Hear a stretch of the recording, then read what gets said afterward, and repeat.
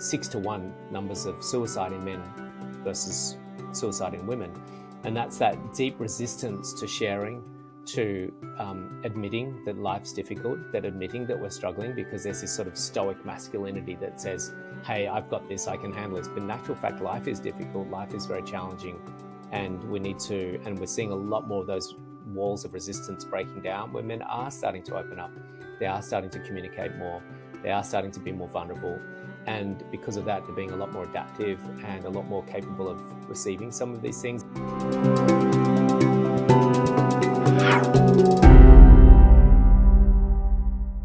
Hey everyone, today we have Tom Cronin, renowned meditation teacher, author of 6 books including the film book project, The Portal, founder of the Stillness Project, speaker, and he's also a transformation coach hosting retreats all over the planet. I'm so excited to welcome Tom Cronin to the Celeste of All podcast. How are you doing, Tom? I'm very well, thanks. Great to be here. Looking forward to our chat today. Tom, you were a finance broker for 26 years, right?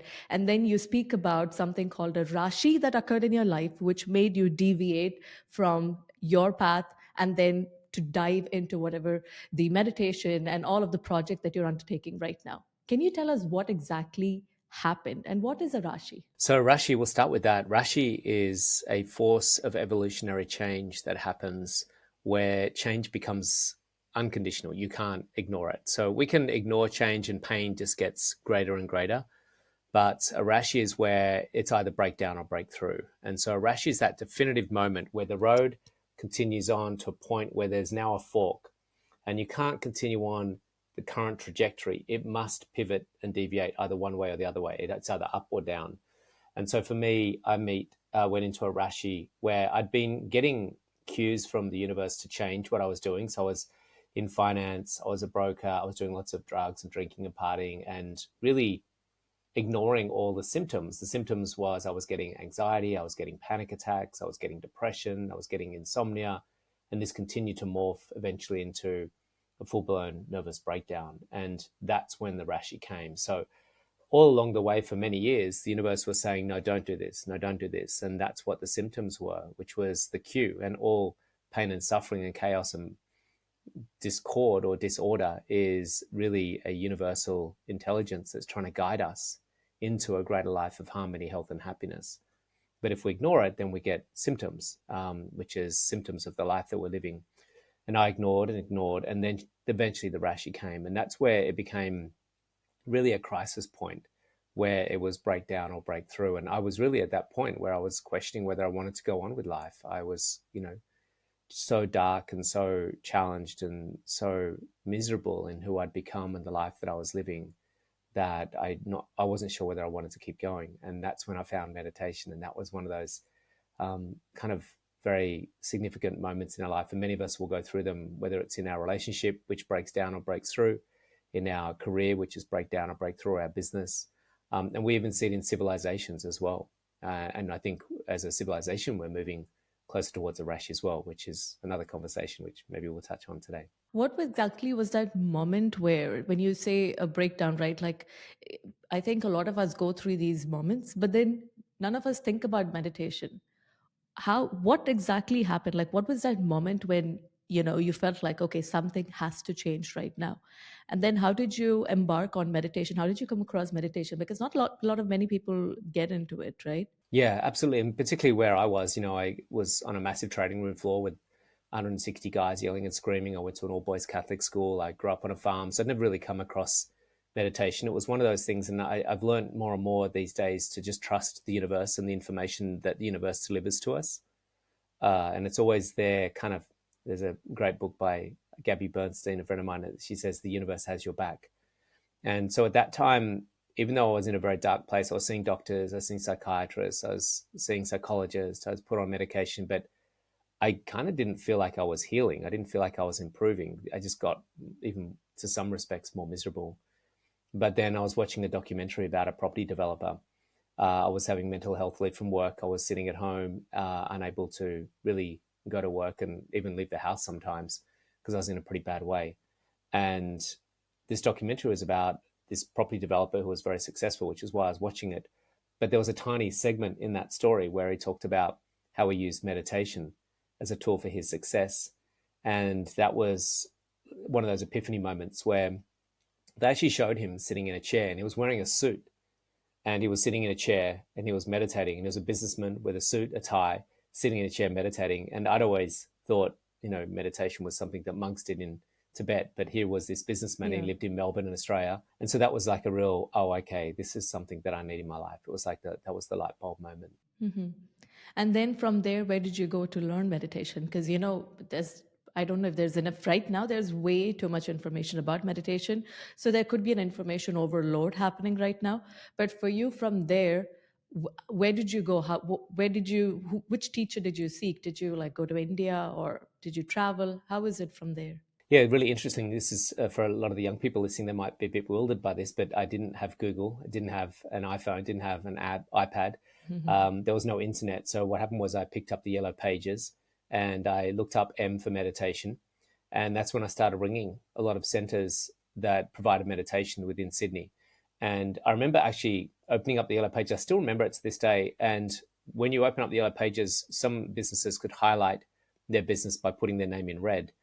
And I remember looking up meditation and then going down the page, and there was in bright red, it said transcendental meditation. And that was something that really grabbed my attention, not because it was in red, but because of the word transcendental. And I really, thought of transcending as something like getting out of it or getting away from something. And that's what I'd been doing for 10 years of my life with the drugs and the drinking. And so it was weird that I had this idea of transcending, but with meditation rather than drugs. So that really caught my eye. And I rang up all the different centers and tried lots of different techniques. But this one, Transcendental Meditation, there was a teacher in Sydney, was an American of all things. And he was based in Sydney, and he'd been studying and working with Maharishi Mahesh Yogi back in India, and now had based himself in Sydney and set up a center there.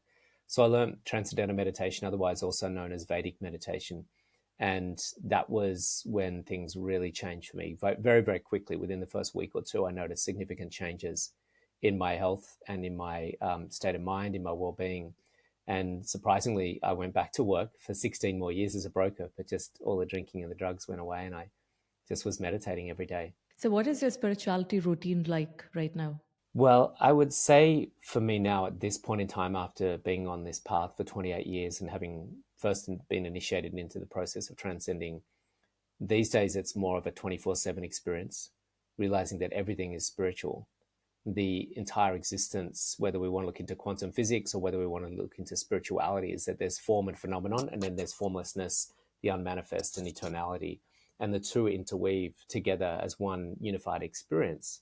So spirituality is something that happens when I'm doing my sadhana, which is my daily practice, where I transcend the world of form and phenomenon and access that field.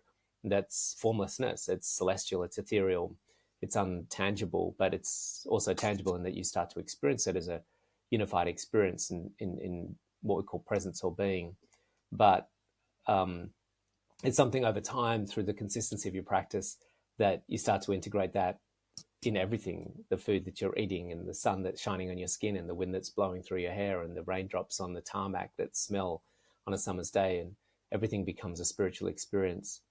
But I think in the early days, it's important we have certain practices that are going to help enhance the awareness and the realization of this reality that's beyond physicality.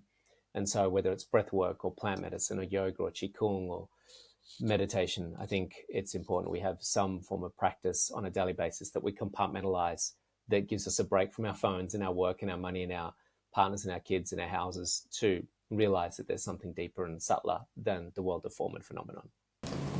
Hey guys, if you've been enjoying this video so far, please make sure to support this channel. You can either subscribe to the channel, leave a like or a comment, or even share it with your family and friends. Apparently, it helps with the algorithm and I have no idea how that works. Also, I'm sending out weekly love notes where I'm sharing with you my own personal spirituality journey, and also will keep you posted on the upcoming community events that we have. We have a lot lined up for you. We've got group channeling events, Akashic record reading events, and a lot of such community events that I think you're going to absolutely love. All you have to do is go to www.celesteevolve.com/love notes. Now let's get back to the video. That's beautiful. You spoke about how you were into drugs and all of that during that time, right? When you were stressed out. In UAE, where we are from, there's so many people who are into smoking. Um, there's no drugs that you get here, or maybe you do, I don't know. But a lot of them are into smoking. Why do you think this is happening? Do you find out like why is this happening, and how can meditation change it? Like, what does meditation do to someone who's addicted to all of these things? I think what we're all addicted to is really what we're trying to find is ourselves. And when I say that, it sounds really cliched and a cheap meme, but really what we're trying to find is our divine nature. And our divine nature is incredibly blissful. It's incredibly loving. It's just that what we tend to do is go to the shortest route possible. So we're all looking for fulfillment. We're all looking for the ultimate source of bliss. It's just that we've become very good at creating the accessibility to that through other things like ice cream, smoking, drinking, whatever it is. And it's natural for all animals to find the shortest route to pleasure. If you take cows, for instance, and put them in a paddock, they'll eat grass all day long. But if you put a sugar block on a table, they'll lick that sugar block all day long. And that will get really unhealthy for them. Even though it's unhealthy, and even though they mightn't even know that it's unhealthy, they'll still do that. And that's partly the nature of all animals, and the humans are being just a sophisticated animal where we've just developed the ability to access pleasure very, very quickly now. It's just that we pay a price for that because it's an unsustainable short-term dopamine hit of pleasure rather than a really deep, lasting, sustainable, blissful pleasure that arises from deep within. And that's something that meditation helps us to access and stabilize over time by not looking for the shortest and the quickest and the easiest route to pleasure, but certainly the one that is the most lasting. You said that you've worked in companies like Amazon, Oracle, Coca-Cola, etc., right? These are companies where they're probably very cutthroat, and you have to stick to deadlines, and very logical kind of companies. How do you introduce this idea of meditation to them? I mean, do they contact you or you contact them? How do you convince them to take up meditation as part of their routine? Yeah, it's the good thing with meditation now is that we've learnt to find there are numerous benefits to it. Initially, it was a very spiritual practice that people used to get to enlightenment. But what we've discovered in the Western world, that it also has many benefits in that it increases brain functionality, reduces absenteeism from work, it increases productivity and efficiency, it improves sleep, it improves creativity and adaptive capacity. So when we take some of the components of the benefits of meditation, pitch that to a large organization where we say, hey, this is actually going to improve your bottom line, which is their primary objective, then they're like, well, that just makes sense. And there was a study done by PwC, which interestingly, I only posted this today on LinkedIn, that the study found that for every $1 a company spends on improving the mental health of their staff, they return on average $2.30 back as an improvement in that investment.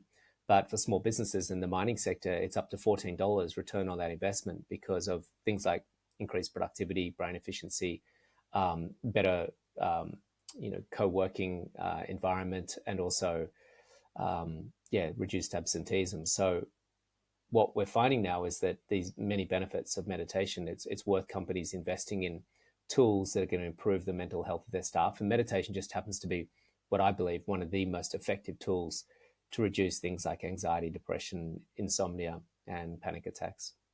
So once you go and do your retreat, etc., at these companies, how do they change the way they work? Do they have these meditation time in the morning, or how do they try to incorporate that into their regular work routine then? Yeah, we're not quite yet there with a lot of companies where it becomes an integrated part of their day. Oprah Winfrey, she has within her entire company, everyone meditates, and they meditate in the company at 9 in the morning. So everyone stops work at 9 in the morning and they all meditate. And at 4 p.m. in the afternoon, everyone stops work and they all meditate together. And she said it's completely changed her company and the relationships within the company. Most companies aren't quite yet there to enforce such a sort of practice. So I'll go into those companies, I'll teach the staff how to meditate. They'll make it their own decision as to whether they're going to integrate that on their day. We still find that 20, 30, 40% of the staff will pick that up and continue with it. But it's just something that you can't force everyone to do until they're really ready for it. And not everyone's quite ready for it just yet. So we tend to find that a lot of companies bring in the practice, give people the tools and techniques. Some people will embrace those tools on a regular basis. And we see their lives improve quite dramatically as a result of that. You know what intrigues me is the fact that you are doing it, right? Because I have tried.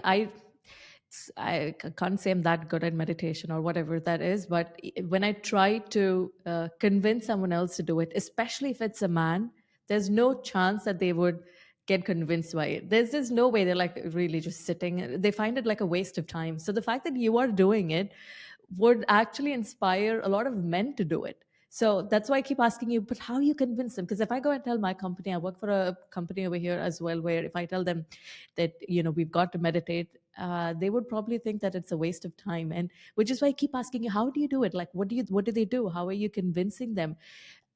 Like, I understand that women would probably be a lot more ready to receive this information. How are the men reacting to it? And from how things were in the past, like let's say 20 years back to now, do you see a change in the way men are more receptive to this idea of meditation? Is there a change? Yeah, absolutely. We've seen changes, big changes in the world, particularly with men being open to embracing new forms of health and wellness, physical and mental. We've got to remember that when you look at advertising now, particularly something like, say, Coca-Cola or Nike or Apple, particularly on their Instagram, you actually rarely see their products, and they're not selling their product. What they're selling is a lifestyle. If you look at, let's say, Corona beer ads, you won't really see much except for someone surfing at sunset and then a group of people hanging around laughing and smiling and having a really beautiful time at golden hour. And then there might be one person you see or a few people drinking this beer. So what they're not really selling the beer or the product. What they're selling is a lifestyle that comes if you have their product. Toyota is a classic example in Australia. Their slogan is, "Oh, what a feeling, Toyota." And what they're selling is the feeling that you get if you drive this car. They're not selling the car at all. They're selling a feeling. So firstly, my pitch to people when I'm sharing reasons why they should come on my retreat or do my meditation course is because the feeling, the lifestyle, the benefits is going to be quite immense. And when we take men, for example, the problem we have with men, which has been something for a long time, we see 6-to-1 numbers of suicide in men versus suicide in women. And that's that deep resistance to sharing, to admitting that life's difficult, that admitting that we're struggling, because there's this sort of stoic masculinity that says, hey, I've got this, I can handle this. But in actual fact, life is difficult, life is very challenging, and we're seeing a lot more of those walls of resistance breaking down, where men are starting to open up, they are starting to communicate more, they are starting to be more vulnerable. And because of that, they're being a lot more adaptive and a lot more capable of receiving some of these things. I just did a retreat in Bali, and we had some very senior CEOs and business owners that were men. We had about probably 40 to 60 men to women, but the men were quite senior players in the business world, and they were very open to exploring these practices, and it was really so beneficial for them. Whenever I read your newsletter, there's this your background in finance and your background of the corporate world comes in the newsletter. So I think you recently sent out a newsletter where you're like, there was a 200% improvement in the bottom line, right? So I guess that's the good part about having men talk about meditation, because if it's like a woman, and if I tell my dad, you've got to meditate, my dad was like, it's a waste of time. Then I'm like, you don't know anything, and then we would just cut the conversation, right? But you are able to put in the logical part into it. So I think that's amazing. So someone who attends your retreats, right? Once they attend the retreat, what is the kind of transformation that they talk about? Any like, is there anything that stands out in your head? Yeah, definitely a number of transformational components come out of the retreat. They certainly feel lighter. One thing we clear from the body, particularly in our retreats, is these lower vibrational frequencies. People can call them traumas, but what gets trapped in the body energetically are things like sadness, guilt, shame, fear, anger. And these are deep, low vibrational energies that get stored in the body. So a big thing that clears out during the retreat are a lot of those energies. And so that's quite physiological. So it's very hard to clear them out just by talking to someone. And there's nothing wrong with therapy or psychology. It's just that some of these things are very somatic, very physiological, and we need to really address the body and how it stores, like a warehouse, a lot of these lower frequencies. So putting the body through these practices that we do on our retreat helps that clearing. So it's quite messy at times on the retreats. I'm not going to sugarcoat it. There will be some tears, and it's part of the physiological clearing that has to happen And meditation really helps that process. A lot of people think of meditation as a spiritual practice, and it can be that for sure. But what actually happens in the deeper transcending meditations that I teach, this is not the meditations where you're listening to Matthew McConaughey read you a bedtime story on the car map. We're talking about going into deep, deep states of what we call transcendence, where the mind is still and not thinking. And when we get our mind into that deep state, the body goes into a profoundly deep state of physiological rest. And that allows the body to then start taking over and to reorganize and remove those stresses that have been trapped in the body. We accelerate this process on retreat by getting some deeper stresses out by incorporating things like breath work and yoga. But the meditation course alone will get those deeper stresses out. So they feel a lot lighter after the retreat. They get a lot clearer in their mind and much more expansive in their mind. So thinking about the mind, and the mind has what we call vasanas, which are tendencies to think in a particular way.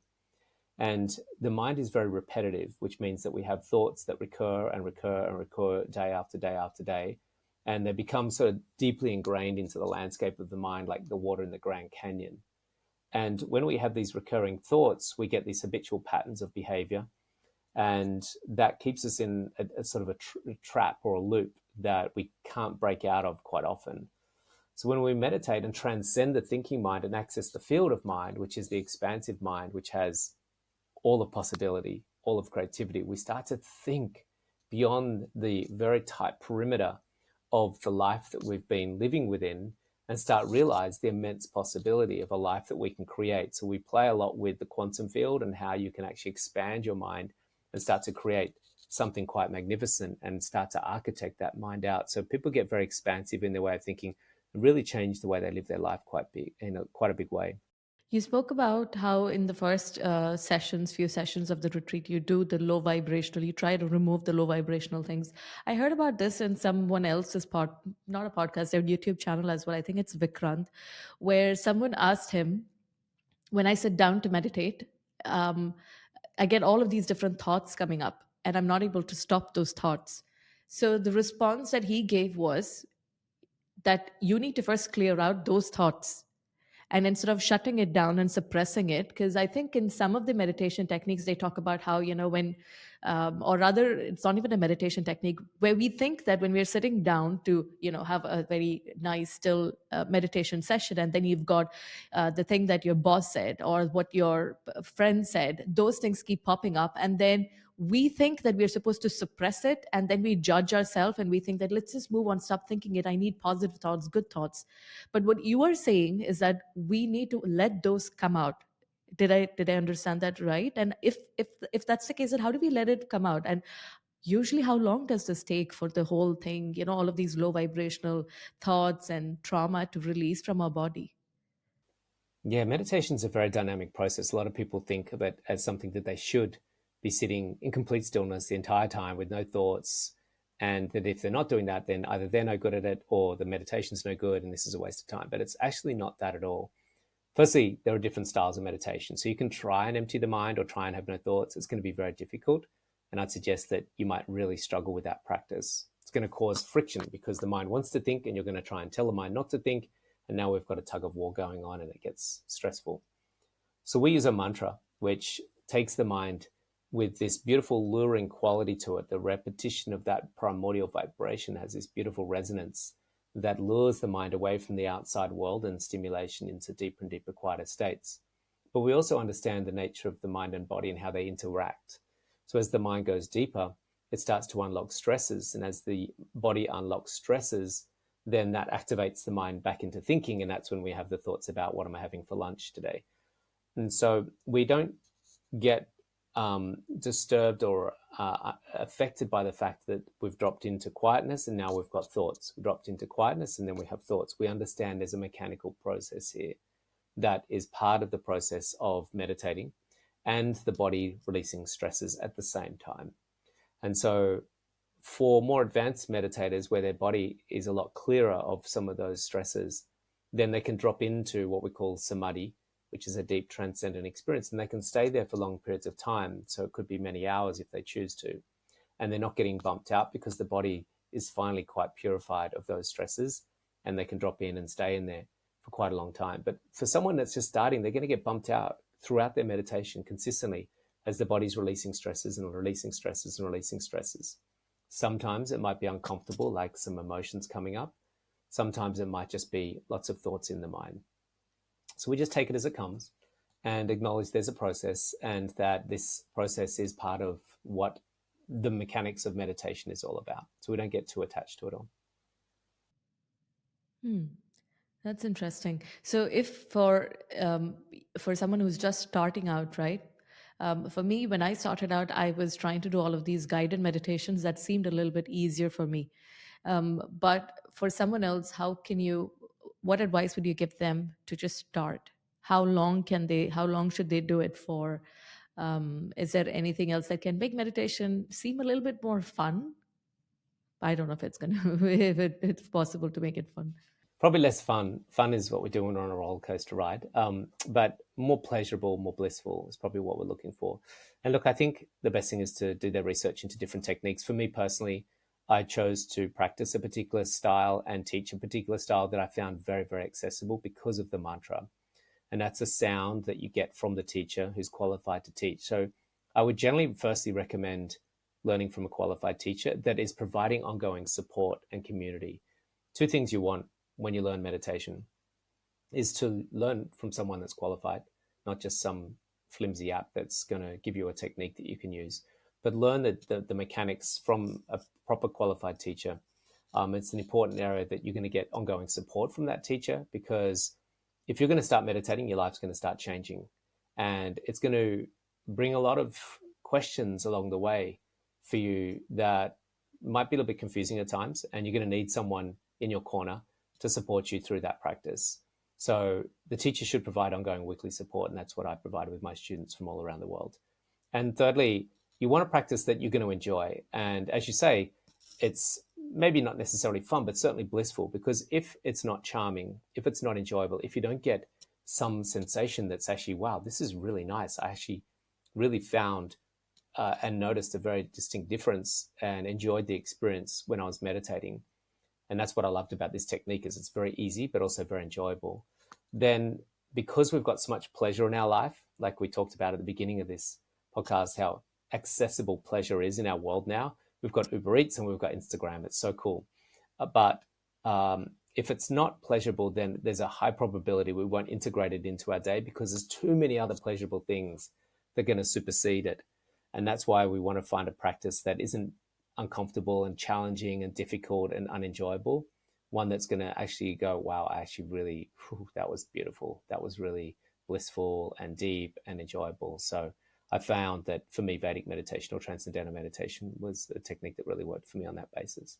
What are the different kinds of meditation? Can you give us like a small idea or like a brief introduction of what all of those different types of meditation are? Yeah, I put them into 4 categories. So the first category that is one that you'll probably find on a lot of the apps, which is what's called concentration, where you'll be focusing on one thing and one thing alone. So you're trying to stop the mind from jumping around from 50,000 different thoughts every day to just one thing, which will be the air moving through your nostrils, or might be your third eye, might be a candle, might be your heart chakra. So just the mind forced to stay still on one point. And that's a very difficult meditation. It's one that they generally do in monasteries where there's no other distractions in life.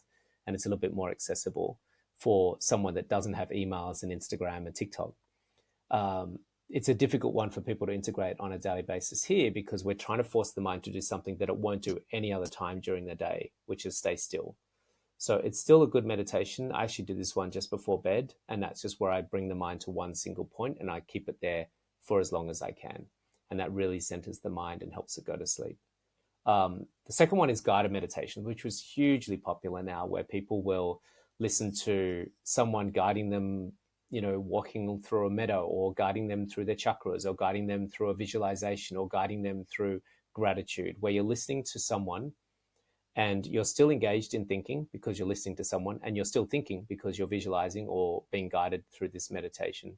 And it's just that there's still thoughts. It's just that you're being proactive with what type of thoughts you're having. And that's a very popular meditation. And I still do this one as well, where I'll visualize a future scenario in my life, or I might have gratitude for something, or I might do some chakra balancing. And so that's where I'm engaged intellectually with my mind. and choosing particular thoughts to bring about a particular outcome. Then we have chanting meditations, which is a really beautiful one, and it might be Om Namah Shivaya or Om Mani Padme Hum, Nam Myoho Renge Kyo. There's a number of different chanting meditations that you can do to bring about and activate certain changes in your life. And they're quite good. I do them as well sometimes. And then we've got those deeper transcending ones where we actually go beyond thought, beyond feeling, and beyond physicality. And these are what I call transcending meditations. And that would be Vedic meditation, transcendental meditation, or primordial sound technique. I love it when you speak, when you say use these Sanskrit words. It sounds so good when you say the chanting and all. Which is your favorite mantra? So with Vedic meditation or transcendental meditation, we get our personal mantra based upon when we're born. And that's something that we keep very private to ourselves, because the nature of the sound is that it's what we call bij mantras. And these are mantras for transcending, where you don't repeat the mantra to hold on to the mantra, you repeat the mantra to transcend the mantra. It's a very strange phenomenon where you start saying something at the forefront of your mind to eventually inspire the mind to let that go when the mind finds something even more blissful, which is we call samadhi or transcendence. And so these mantras we keep quite private to ourselves. But yeah, there's some other beautiful mantras out there that people can find. There's thousands of different mantras, depending on whether you want to cook better or want to, be more creative or make more money. But there's a beautiful mantra. I've got a bit of a blank on it right now, but I used to say it a lot, and it's Nam Renge. I can't remember the full mantra now. I've got a blank on it. It's Nam Renge Kyo, something like that. Nam Myoho Renge Kyo, Nam Myoho Renge Kyo, Nam Myoho Renge Kyo. Wow. Have you done any past life regressions? Were you in India before, like a monk in your past life? I believe so. I have done some readings with people, and it was appeared that I was spending some time in a previous lifetime, whether it was the last one or the one before, in a very monkish type of existence. And I can feel that in this lifetime, I felt from a very young age a deep sense of spirituality, a deep sense of solitude and union with God. And interestingly, there's a couple of countries that I've been in where I felt very definitively that I'd lived in that country in some sort of spiritual sense, in some sort of monastic type of existence. It's quite strange, yeah. Wow, that's beautiful. So do you think you are an enlightened being now? We're all actually enlightened right now. So if we take a lamp and we cover that lamp with a towel and then a blanket and then a doona, another towel and a blanket and a doona, one would say that the room is dark and there's no light in here. But in actual fact, the light is there. It's just that it's covered in layers. And what happens is over time is, depending on the level of commitment we've got to shedding those layers, these false identities that we perceive ourselves to be, then what happens is over time, as we clear and clear and clear those layers, the light starts to illuminate more and more and more into the room. And so the light is actually within all of us. And this is something that I've learned over time, is that I haven't gained anything through all these years of meditating and doing yoga and breath work and all the things that I've done. All I've done is shed layer upon layer upon layer and still shedding. So the light is becoming more obvious to me that it is within. And within that light, there also lies love and knowledge. So the knowledge is almost in the light, and the light is in the knowledge, and the love is in the knowledge, and the love is in the light. And so love, knowledge, and light is the essence of all beings. And it's not something we get, it's something we reveal within ourselves. So as they say in spirituality, you become self-realized, which is there's a realization of the true nature of the self. And so this is just something that over the many years of the work that I've been doing is becoming more apparent that that's where it is inside me. And it's also inside everyone else as well. And a big part of my work these days is to help people realize what they're looking for isn't in a bowl of ice cream or a TikTok reel. It's actually at the core of their being. And that core of their being is bliss, love, and knowledge. Every time, even from a young age, I've been into yoga. It's like how you said that, you feel some sort of a connection. I don't know anything about yoga, but I saw a picture of mine where I'm trying to do a yoga pose. And then at around my high school, I heard the word nirvana. And I just loved it. I'm like, I want to name my child Nirvana. I don't know what it means. Yeah. And then now I'm getting into all of these things like channeling and meditation, all of that. And then when you said that you were in a past life leading a monk style life, I was thinking, why would, if someone who lived monk style lives, why would they come back again? What would their purpose be? Maybe they've already attained what they wanted. So, why do you think you came back? Like, what do you think is the purpose of your incarnation this time? Do you know? Have you thought about it? I think it's twofold for me personally, anyway. I read once that I think it was Deepak Chopra or someone like that said that, maybe it was even my teacher, Tom Knowles, I think that we reincarnate because we have unfulfilled desires. And the reason why anyone is manifest here in a physical form as a body is because they have a desire that is unfulfilled, that needs to be fulfilled through a human existence. So it might be to have a bigger house, or to have children, or to have a partner, or to have a better job. But every one of those desires requires you to have a physical body to experience the benefit of that desire. And so I believe I had a very spiritual experience, most likely in the last life. And it seems that there were some unfulfilled desires that I hadn't completed. And what I feel was missing possibly was that I do believe I reached a certain level of awareness in the last life. But I think this life was about, how do I integrate that as a family man? And also, how do I bring that knowledge to the world in a way that in the past life I might have experienced certain things, but I certainly didn't play any role in bringing that to the masses because I was living as a monk. So no one could contact me and I couldn't share that knowledge to the world. So I kind of retained it, but didn't share it. And I feel that this life is definitely about, certainly I noticed that there were some desires that I hadn't fulfilled in the last life as a monk. And that's definitely things like, hey, maybe you want a nice car or something silly like that. And so this life is about enjoying the relative world, but also, how do I share this knowledge to the masses in a way that can make my existence a little bit more relevant? Makes sense. So if I were to give you, say, three different scenarios right now, okay, that is happening in a daily life of people, can you tell us maybe like a quick tip on how they could deal with it? Okay. So the first one is, let's say someone's going through this anxiety attack. They have these legal problems, they have financial problems, and they have their child crying all day long, and they have an abusive husband there, and they're just breaking down and they're crying, and they're going through this panic attack. At that moment, what could they be doing right then and there? Is there like a tip or something?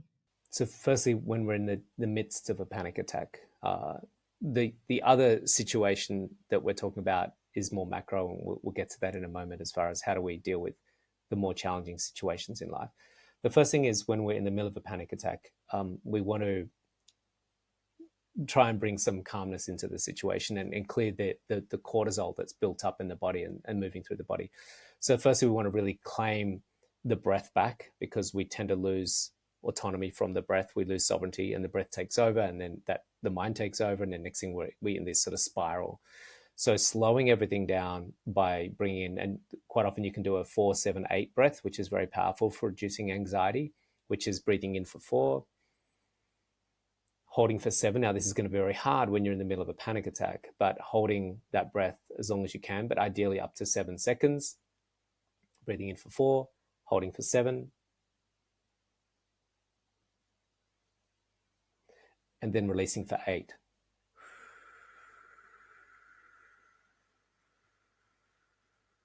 Breathing in for 4, holding for 7, breathing out for 8.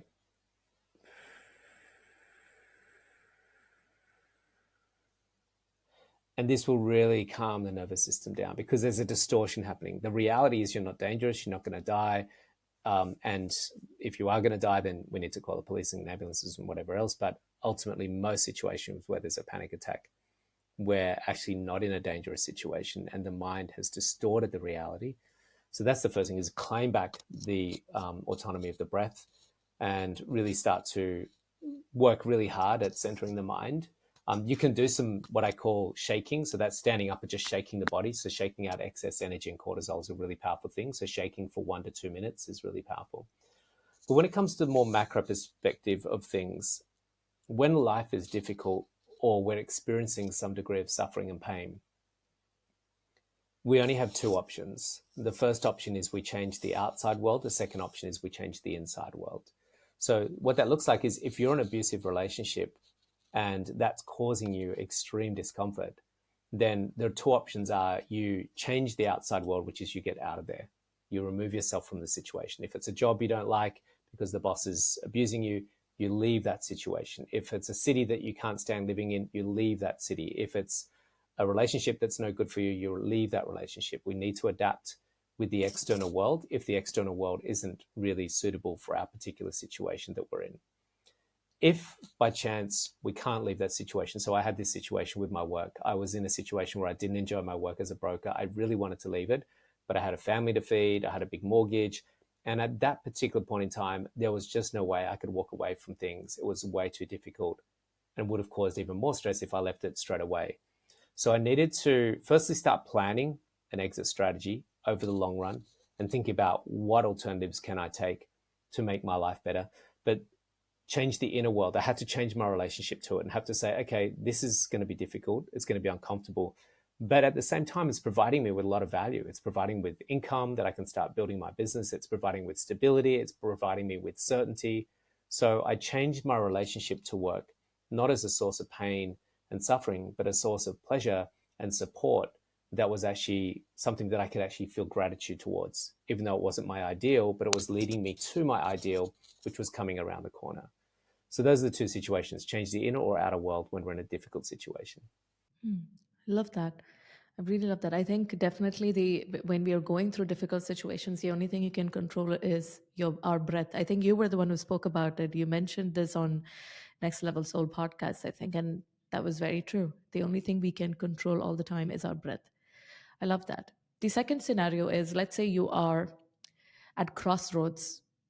You do not know what decision to make, right? Maybe your logical mind is telling you to stick to the job, but your heart is telling you, no, I don't like the job. I don't enjoy it. I want to try and quit, try something else. Or maybe you're in a relationship where you think that you're not happy, but you want to stay. So at that point of time, how can we use the breath to make the right choice? Yeah, I wouldn't say we're going to let the breath make the choice, but what we can definitely do is de-excite. We can, and I think that's what you're leading to, is this idea that we use some form of meditation to de-excite. So what we want to do is we've got two things that are constantly making decisions in our life: the mind and the heart.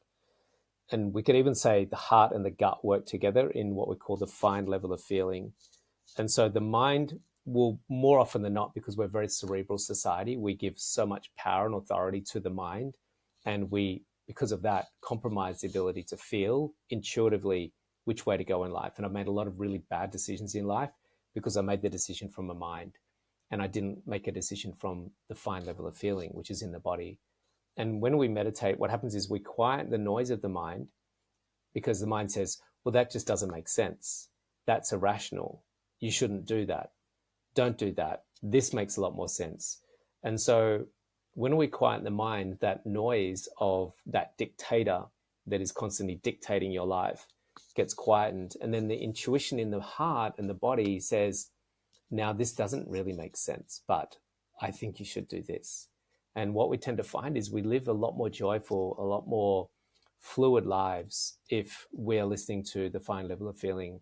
It's so much better at making decisions for us than the intellect, because the intellect will weigh up all the pros and all the cons, and you're going to find polarity in everything, in every decision. Yes, there's a reason why it's a good idea and there's a reason why it's a bad idea, but the fine level of feeling will just say yes or no. And what I love about fine level of feeling, if we take a baby, if you put some, let's just say, mashed up pumpkin in front of the baby has one of two options. It just goes, or it says, So, and are very similar to each other.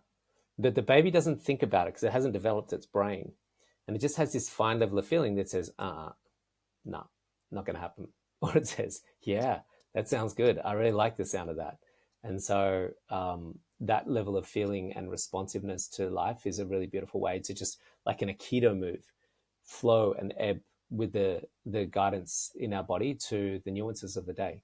I had a channeler who had come on my podcast once, and she was told, she was telling about how your heart knows what's the right thing to do. So I think it was Summer Bacon. And she says that what she does is she would do this. She's like, heart, teach my mind, heart, teach my mind.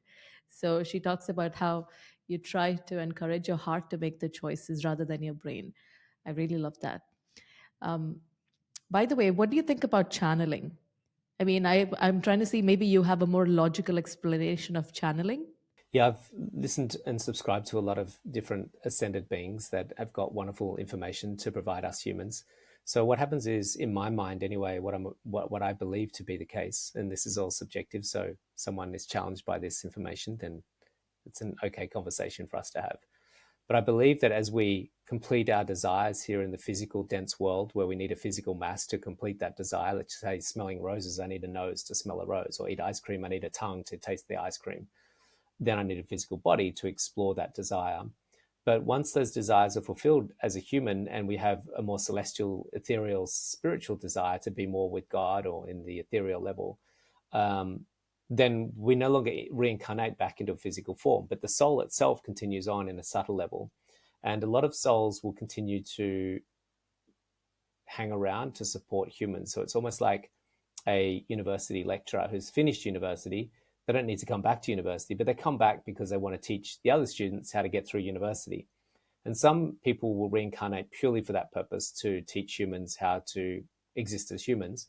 But many spiritual masters don't want to come back in the physical body, but they still want to support the humans. And so they need to channel through another human, because humans can generally only hear from other humans because we have an ear that can only hear sound. But there are some very select humans that get chosen to channel people like Abraham. So Esther Hicks was chosen by Abraham to be the channel for Abraham. We have Pat Rodgast was chosen by Emmanuel to channel information by Emmanuel. Emmanuel didn't want to come back as a human, but he managed to choose Pat Rodgast to convey that information. I believe that Neil Donald Walsh was channeling potentially, but maybe it was not an individual soul, maybe it was straight from source. So I think we all have that capacity to channel either knowledge or information from an ascended master. It's getting very esoteric now, so this might freak some people out by talking about all this stuff, but that's what I believe channeling to be, and I subscribe to. There's a great book by Pat Rodgast, who's channeling Emmanuel, called Emmanuel's Book, which I think is one of the most important books for humanity to read. And of course, there's a lot of information from Esther Hicks, who's channeling Abraham, which is profound information as well. Babaji and Saint Germain are spending a lot of time with humans at the moment as well. Saint Germain's been sharing his wisdom through a number of different humans for many decades, and Babaji is playing quite an integral role at the moment, channeling through some people. Mm-hmm. Have you tried pursuing channeling yourself? No, I haven't actually.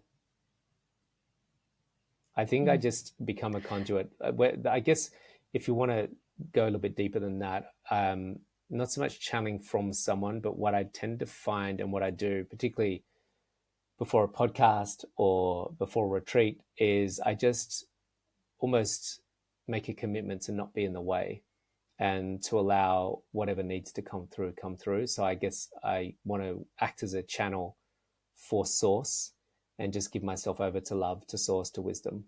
I love that. You spoke about all of the channeling and everything in such a calm tone, without getting like freaked out by it. So that was good. I thought you would get freaked out if I ask about these kind of things. Okay, that's beautiful.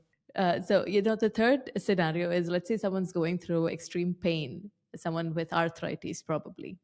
That pain wouldn't go away. Would we be able to reduce the pain through meditation? Because I think Jesus was saying, I mean, this is through a channel thing, where he was saying that he was able to, even when he was being nailed on the cross, he knew these meditation techniques that he learned from the yogis, where he was able to reduce the pain.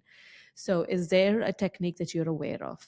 Yeah, I believe we can transcend pain, transcend the physical form, and almost observe the physical form as an apparatus that's like a spacesuit that's not mine, but it's something that I kind of picked up, and I'm going to use it while I'm here, as my soul, my spirit needs that spacesuit to actually coexist on this planet. It's very advanced to be able to transcend pain. I think you'd need to have a very developed practice to be able to do that. We know Paramahansa Yogananda was able to transmute and transform toxic poisons that were given to him by students that were testing him. And we know even people like Wim Hof has been able to consume, things that would generally make someone very sick, but he was able to show through studies that he could transmute that. And I've done this in a mild way. I was going on a holiday to Fiji with my family, and I was very into raw vegan, this, that, everything's got to be pure and organic. And I knew that we were going to be in a hotel that only had a buffet all day, every day. And that buffet was definitely not going to be gluten-free, dairy-free, sugar-free, or organic and whatnot. But I was perplexed as how was I going to cope with this? I was going to be putting all these toxins in my body, and it's going to be bad for me. And what am I going to do? I'm not going to get my Bondi whole foods, healthy foods. And I realized that the food is actually vibrational. The food is energy, and I'm also energy. And we know at a quantum level that we're quarks and leptoquarks. And so at a subtle level of existence, nothing's actually solid, which means the food's not solid, I'm not solid. And I explored the idea of transmuting the food to my vibration rather than my vibration being transmuted to the food vibration. And in the end, I found that, I could delight in eating any of it. And it wasn't really at that point having negative impact. And I wouldn't want to be doing that all day, every day. But for the purposes of that week, it was fun just eating whatever I could eat and being in a vibration that was able to sustain the frequency that would transmute the food as it went into my body. And I think that as humans, we have that capacity. I think we're only just starting to scratch the surface of what's possible for humans to really understand the power of physics, the power of quantum mechanics, the power of the laws of attraction, the power of transmuting and changing, healing the physical form. And we, don't think anything unusual about the fact that the entire calendar of the Christian calendar is built around the idea that a person could do that with other people 2,000 years ago. And I think it's time for us humans to start exploring the idea that maybe we all have some form of capacity to heal, to transform, to transmute, and maybe remove pain as well without the need for medication. In your documentary, The Portal, by the way, that documentary is so good. It's Hollywood level. It's so thank you. good. Thank you. Amazing. I loved it. I loved it. We're hoping we can get a Netflix deal. So if Netflix is, sorry. Oh yeah, I was about to ask that. Could you get that? Could you get a Netflix deal with that? We would like to, but we haven't heard from them. So we're open to offers. Oh man. Okay, guys, everyone who's watching this interview right now, just set an intention that the portal gets acquired, or like Netflix buys the portal and everyone gets to watch it. I mean, because it's a really, really good documentary. I really loved it. It was shot so well. So, in one of the people that you interviewed in the documentary, the U.S. military professional, you talk about how he had to deal with PTSD, right? That got me thinking. There are so many people on the planet going through ADHD. Do you think ADHD is also because they're probably not spending time meditating? Has it got anything to do with them not anything to do with this part? Because it seems like they're saying that this is like the kids get it, and the only treatment to that is just giving them these pills. Yeah, I think it's a prickly subject because people with ADHD generally are being diagnosed by professionals to say that it's a genetic disposition or it's a disease or it's something you've got for life, and you were born this way. And I'm not going to discredit professionals for what they've been diagnosed or what they say. However, I would like people with ADHD to do everything they can as far as laborious exercises to improve their attention, because ADHD is an attention deficit disorder, which means that they have, at this point in time, whether it's developed or whether it was inherited, a disposition to poor focus. That's really ultimately what it is. It's a disposition to poor focus and the inability to focus and stay with their attention on one thing. And I don't think it's an accident that we're seeing an explosion of people being diagnosed with ADHD, because we have phones that we've been putting in front of our mind for 20 hours a day, and then we've got YouTube and emails and all the types of information that we never had before. So I think there's a correlation with the explosion of ADHD, kids being on phones from the age of 6, and this lack of focus. But I think to offset the conditioning that's happening with things like our phones and probably all sorts of toxic foods as well, I think there are practices that we can do to improve focus. I mean, one of the things that I do in between my workout at the gym, most people will be scrolling on their phone. So we're doing a workout, we'll take a break from our reps, and then we'll start scrolling through Instagram. So we're continuously feeding our mind with this information flow. But I find that if I just stand and stare at a wall on one single point for 2 minutes in between doing my reps, what happens is that I'm training my mind to be very vigilant and diligent and focused. And it's so powerful. What we want to do is be open to not giving our mind dopamine hits all day long. That's what's leading to a lot of people, I believe, struggling with ADHD. I think before we go to medication, if as a last resort, have you done many, many minutes, if not hours, of dedicated muscle testing of your brain to do practices that are going to develop your focus, your ability to stay tuned on one thing? And I believe with the right practices and the right commitment, I believe we can definitely improve our focus. I'm not going to say we can heal ADHD because I just don't have that ability to qualify and say that. But I definitely think we can improve our attention and improve our focus with certain practices. No, what you said is true. I mean, it's like even if there's nothing on my phone, it's like a habit. I just have to take it and scroll through it. There's nothing on my phone, but I just want to keep doing it. And even at the gym, I keep checking it. So it makes sense. Talking about ADHD and talking about kids, in your book, you mentioned about how when we are born itself, we are downloaded with the code, which is the human operating system that then influences the human operating system, right? How can we as a parent try to ensure that we don't instill too much of our code into our kids, and then also get them to start with meditation? How can I try to do that for my child so that the future leaders would not take rash decisions? Yeah, so we get the code partly ancestrally and genetically. So that's something that we come into this world with. So we didn't just inherit the color of our eyes, the shape of our nose, the shape of our lips, the color of our hair from our parents. That's the hardware code that we inherited. But we also got a software code. So that's why you have a tendency to think in a particular way based upon the code that was genetically passed on to you when the egg and the sperm came together to create the embryo. And so you didn't have a choice when you came out of the womb what your software code was that you inherited. And then in the first 7 years of your life, again, you didn't have a choice because you were brought up in a family, in a particular city, in a particular demographic, in a particular political and wealth and social sort of upbringing that is all creating an influence in your mind. And there's nothing that you can do about it either. That's just going to happen no matter what. There's very little your parents can do to some respects about that. You know, if you grow up in Sydney, then you're going to eat certain foods, you're going to hang out at certain places, you're going to be subscribing to certain sort of education systems, and that's just going to be the nature of the upbringing of that child, no matter what. As time goes on, obviously, there's things that we could become more proactive on. Like for me, I'm teaching my kids now that they're 22, certain aspects of life, certain aspects of viewing the world. And that's something that sitting down at dinner every night and having these conversations and talking about our perspective of things and the way we behave is all part of what they're inheriting and picking up.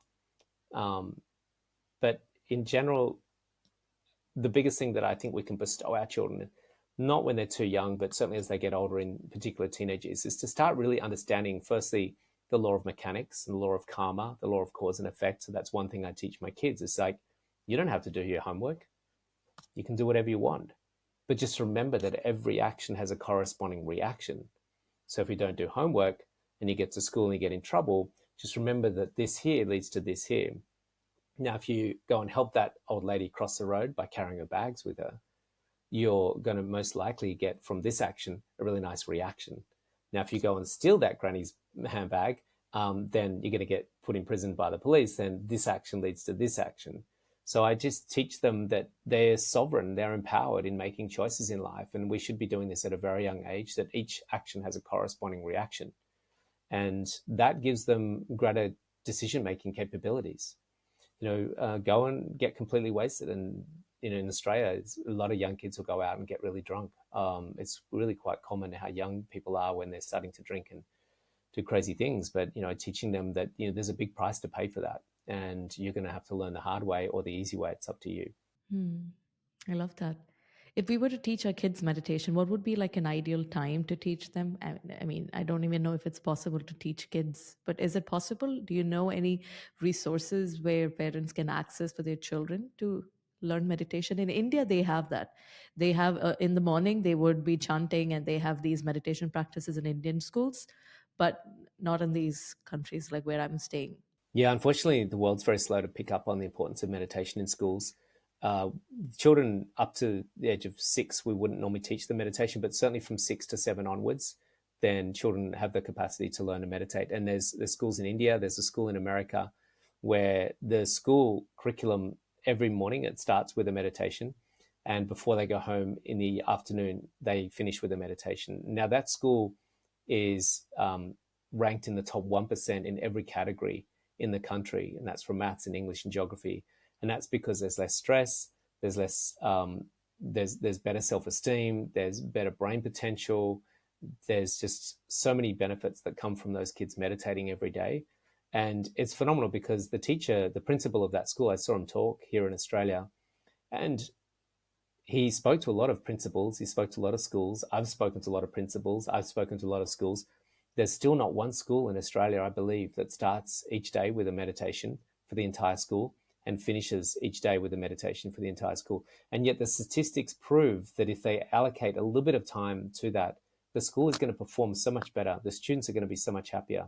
And yet still we're not finding schools ready to embrace this yet. And yeah, I've reached out to a lot of schools to suggest this. I actually have a program called Still Time for Schools, and it's just almost impossible to get schools to surrender some of their curriculum because they're so obsessed about trying to put more information into their brains rather than giving their brains a bit of time to open up so they can receive more information.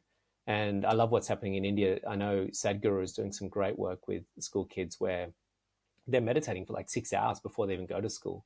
And those kids are doing yoga and breath work and meditating. And it's just phenomenal how powerful it's having an effect on those kids. I wish all the schools incorporated that. I know they want to just try to put in as much information as possible into the kids and they don't even remember it.